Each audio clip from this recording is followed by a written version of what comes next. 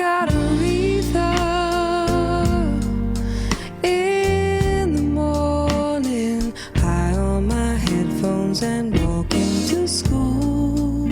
She goes by the name Rumer, and with a voice one critic called as clear as a primary color, the British singer's unexpected breakthrough has been a sensation in England. This is your platinum album? This is my platinum disc. Her debut album has sold 1 million copies in Europe. Elton John invited her to perform with him. Will you belong to me? Am I forgiven? And if you hear echoes of Burt Bacharach in her smooth sound, so did he.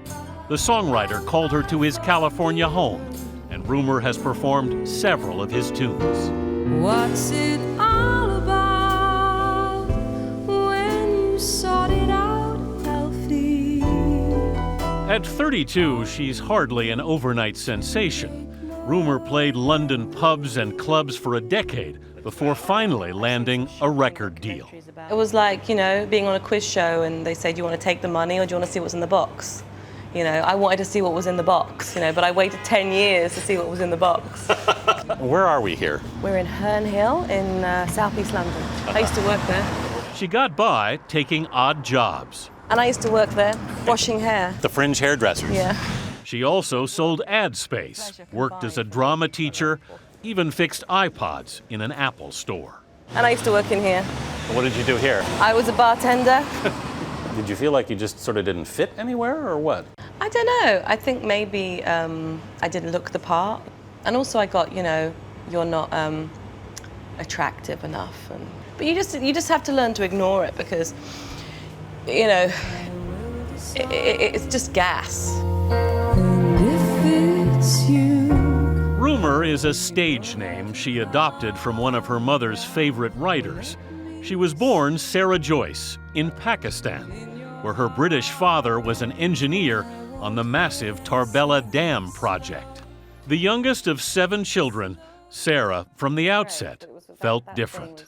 And I would always ask, why was I dark-haired? Yeah. And because my sisters are very blonde and very blue-eyed and very pale. When did your mother tell you the truth about your father? She told me when I was 11 years old.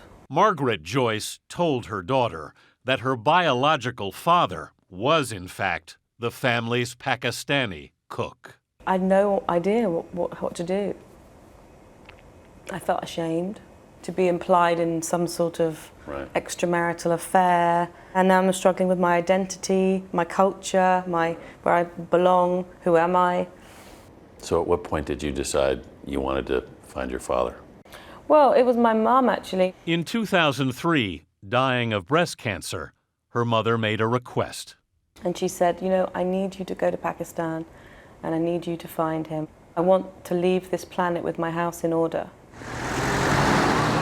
So Rumer made the trip up into the mountains of Pakistan's northwest frontier, where she stopped for tea in a small hotel. And I had a photograph of him and I said to the waiter, I'm looking for this man. And he said, that's my father. He died 3 months ago. How did you feel when the waiter told you that your father had died? I felt numb. Whatever the feeling was, went straight in a box, you know, in the kind of box where you throw away the key. I got Aretha. Rumer responded, she says, by creating a safe world inside herself, inside her imagination. That's what Aretha's about, you know. It's this idea that you can bring anything to life, anything you like. Just imagine it. Just say, what if? What if Aretha Franklin was here right now? What would she say? Then they say slow, slow this ride down.